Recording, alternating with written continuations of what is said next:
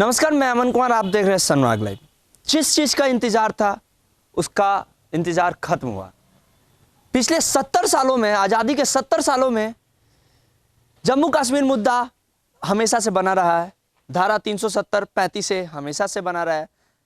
लेकिन राजनीति गलियों में आज एक खुशखबरी आई है।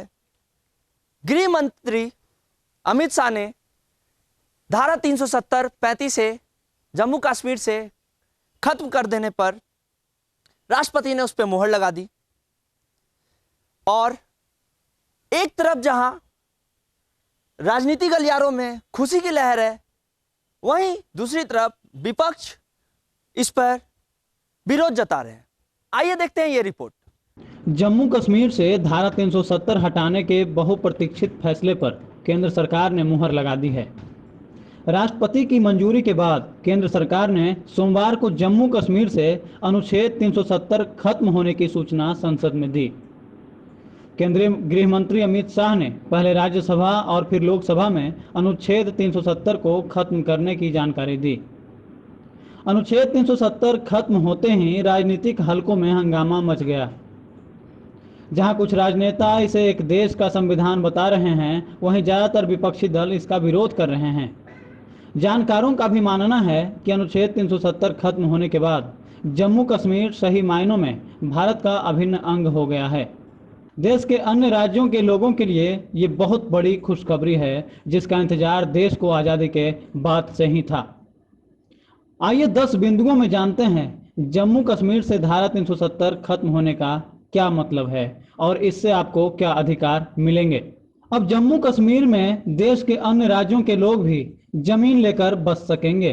कश्मीर का अब अलग झंडा नहीं होगा, मतलब वहां भी अब तिरंगा शान से लहराएगा। अनुच्छेद 370 के साथ ही जम्मू कश्मीर का अलग संविधान भी इतिहास बन गया है। अब वहां भी भारत का संविधान लागू होगा। जम्मू कश्मीर में स्थानीय लोगों की दोहरी नागरिकता समाप्त हो जाएगी। जम्मू कश्मीर के 2 टुकड़े कर दिए गए हैं। जम्मू कश्मीर और लद्दाख अब अलग अलग राज्य होंगे। दोनों नए राज्य जम्मू कश्मीर व लद्दाख केंद्र शासित प्रदेश होंगे। जम्मू कश्मीर में विधानसभा होगी, लेकिन लद्दाख में विधानसभा नहीं होगी। मतलब जम्मू कश्मीर में राज्य सरकार बनेगी, लेकिन लद्दाख की कोई स्थानीय सरकार नहीं होगी। जम्मू कश्मीर की लड़कियों को अब दूसरे राज्यों के लोगों से भी शादी करने की स्वतंत्रता होगी। दूसरे राज्य के पुरुष से शादी करने पर उनकी नागरिकता खत्म नहीं होगी। अनुच्छेद 370 में पहले भी कई बदलाव हुए हैं। 1965 तक जम्मू और कश्मीर में राज्यपाल की जगह सदर ए रियासत और मुख्यमंत्री की जगह प्रधानमंत्री हुआ करता था। अनुच्छेद 370 को खत्म करने की मंजूरी राष्ट्रपति ने पहले ही दे दी थी। दरअसल ये अनुच्छेद पूर्व में राष्ट्रपति द्वारा ही लागू किया गया था।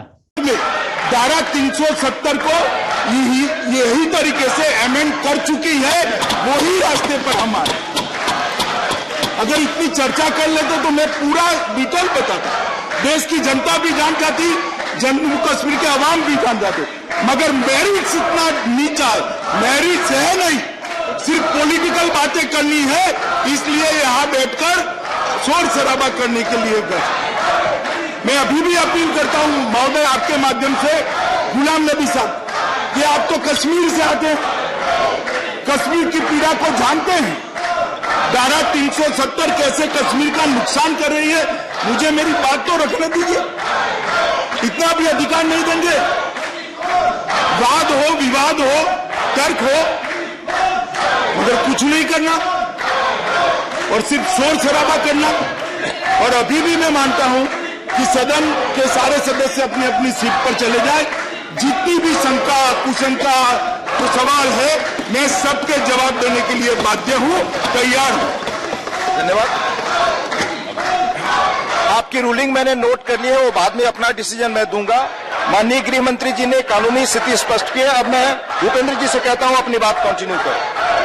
सभापति महोदय, मैं आपके माध्यम से कहना चाहूंगा कि अभी माननीय गृह मंत्री जी ने बहुत ही स्पष्टता के साथ इस पूरे सदन के सामने यह स्पष्ट किया है कि 370 को लेकर पूर्व में जिस प्रकार के संशोधन कांग्रेस के द्वारा उनके समय में लाए गए थे, उन्हीं उपबंधों को आगे बढ़ाते हुए आज हमारी सरकार ने 370